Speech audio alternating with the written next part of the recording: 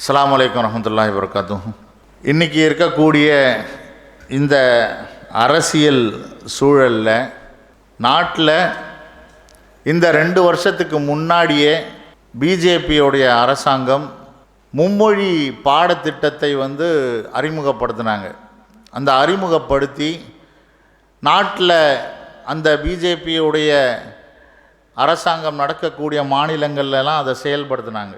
இங்கே தமிழ்நாட்டில் மேற்கு வங்காளம், அதுக்கப்புறம் கேரளா, இந்த மாதிரியான ஒரு சில மாநிலங்களில் அதுக்கு முழுவதுமாக எதிர்ப்பு தெரிவித்தாங்க. காரணம் என்னென்னா, இவங்க இந்த மும்மொழி கொள்கை அப்படின்னு சொல்லக்கூடிய இந்த நடைமுறையில் இங்கே நாம் எப்படி இங்கிலீஷ் மெயின் சப்ஜெக்டாகவும் தமிழ் மெயின் சப்ஜெக்டாகவும் நம்ம படிக்கிறோம்.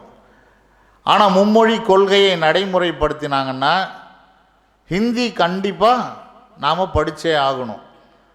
அப்போ அதை எதிர்த்து ஏற்கனவே மேற்கு வங்காளத்துலேயும் சரி தமிழ்நாட்டிலையும் சரி ஏற்கனவே போன ஆட்சி நடத்தினவர்கள் என்ன பண்ணாங்க, அதை எதிர்த்து போராடினாங்க. காரணம் என்னென்னா, இன்றைக்கி நாம் என்ன பண்ணுறோம், முதல்லலாம் +2 தான் கவர்மெண்ட் எக்ஸாம் இருந்தது, பொது தேர்வு இருந்தது. அதுக்கப்புறம் +1லேயும் என்ன பண்ணிட்டாங்க, பொது தேர்வு எடுத்துகிட்டு வந்துட்டாங்க.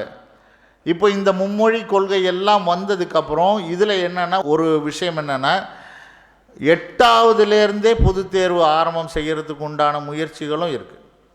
அப்போது இதுக்கு உண்டான காரணம் என்னென்னா, ஒரு பிள்ளையை ப்ரெஷர் கொடுக்கறது. இன்றைக்கி +2 படித்தவனே 10th படித்தவனே என்ன யோசிக்கிறான், சரியாக எக்ஸாம் எழுதுறதில்ல, சரியாக அவனுக்கு அந்த படிக்கக்கூடிய ஒரு வாய்ப்பு கிடைக்கிறதில்ல, அந்த மாதிரி இருக்குது.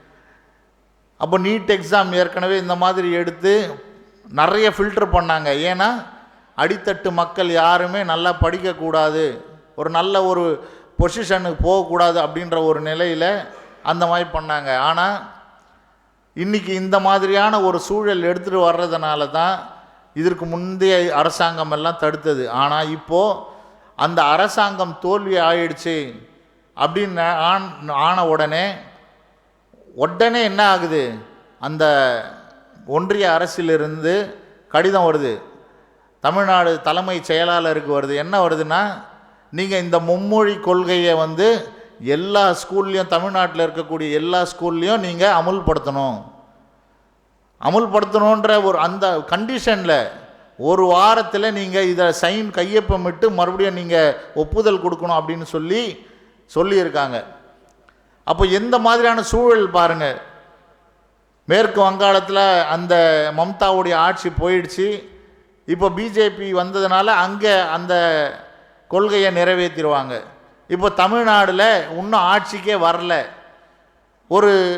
ஒரு குழப்பமான சூழல் நீடிக்கக்கூடிய நேரத்தில் உடனே என்ன பண்ணுறான், அவனுடைய திட்டம், ஒன்றிய அரசினுடைய என்ன திட்டமோ அதை நிறைவேறத்துக்கு உண்டான ஒரு சூழலுக்கு ஏற்பாடு பண்ணுறான்.